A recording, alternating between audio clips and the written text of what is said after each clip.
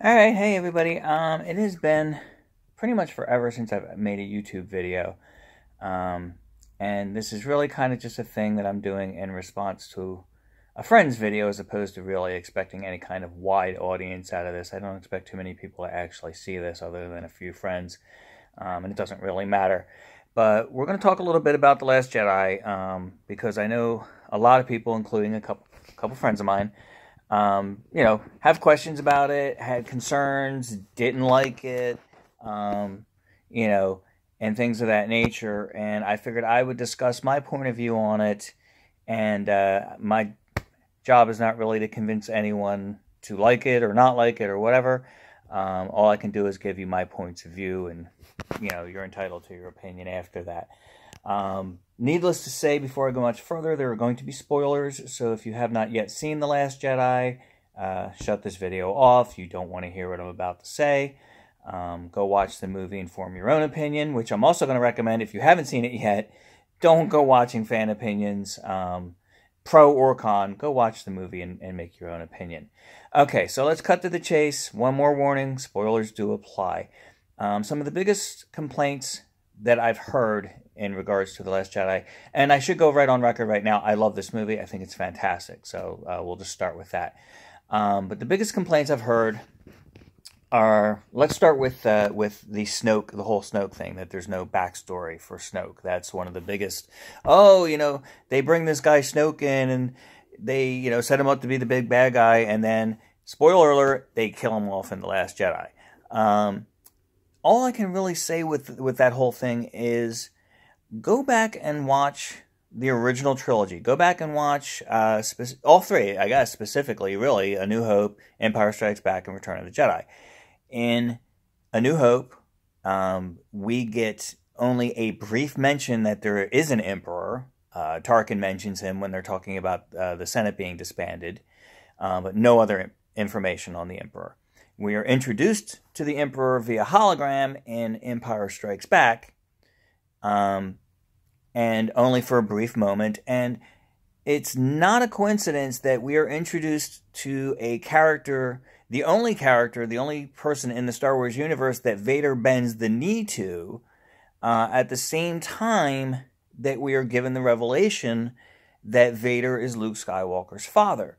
So what is the purpose of the Emperor in that movie, other than to show that Vader bends the knee to someone, that there's a bigger, stronger bad guy out there than Darth Vader, and to set up the conflict that resolves eventually in Return of the Jedi, when it comes down to Vader making a choice between his Sith master and his son Luke.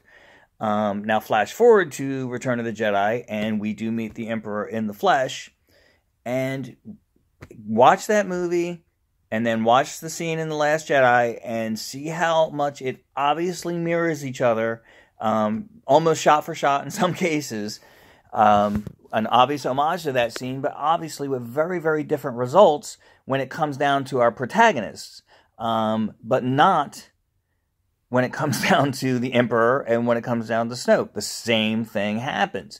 The Emperor is betrayed by his apprentice.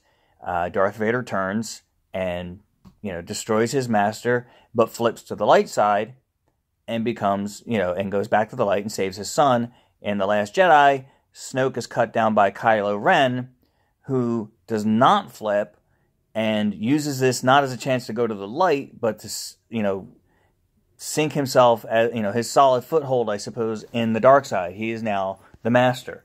That is the purpose of Snoke in that movie. There's no backstory on Snoke. There is no backstory on the Emperor in the original movies. We did not get a backstory on the Emperor. We didn't even get a name on the Emperor until many, many years later. I believe the name Palpatine did pop up in some of the EU books at some point, and that is, I think, the only thing that George Lucas kept when he made the prequels, was he kept that name Palpatine, and then created a backstory for Palpatine in the prequels. But there was zero, and I repeat, absolute zero backstory on the Emperor in the original trilogy. And Snoke absolutely mirrors the Emperor in these new movies. So, love it or hate it, That's how it plays out. Now, there's nothing to be said that there can't be something revealed in episode 9. They could give us some backstory there. There's nothing to be said that there won't be a backstory written in the books or the comic books at some point. But for the purposes of this movie, Snoke's backstory is absolutely irrelevant. And that's my take on that. Now let's get to the second one. The second big one is Rey's parentage. Everybody spent 2 years trying to figure out who Rey's parents were. I've seen so many fan theories, and I had my own. I'm not going to lie. I had my own opinions and my own thoughts on it, and I'll tell you what mine was right now. I actually had a theory that it was going to turn out that Rey was going to be Snoke's daughter.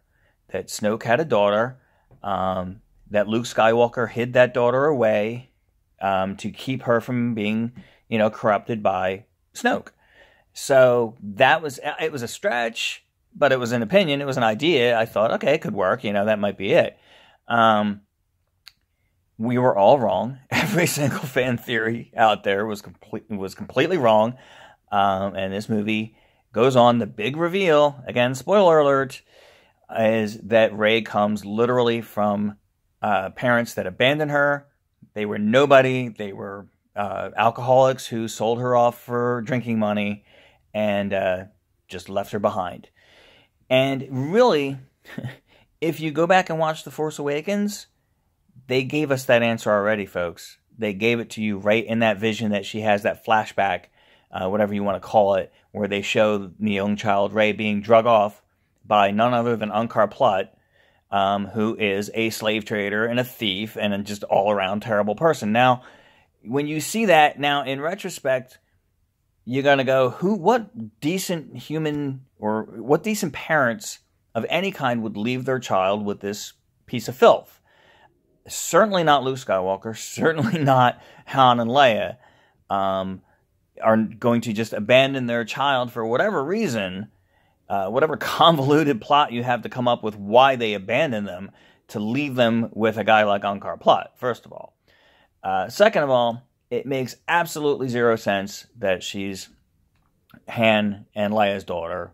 There's no reason for Leia to not have revealed it. There's no reason for Han to not have recognized her. So that makes no sense. Her being a Skywalker, her being Luke's daughter, again, Han might have not picked up on it. Maybe Han wouldn't have figured it out. But Leia, with her Force sensibilities, would have picked up that Rey is Luke's daughter. And there's zero reason for her not to reveal that to Rey right away. There's absolutely no reason for her not to reveal it, other than to make a convoluted movie plot, draw out, and have a big reveal in the next movie. She's Luke's daughter. Why didn't Leia tell her? Oh, because I thought, insert lame excuse here.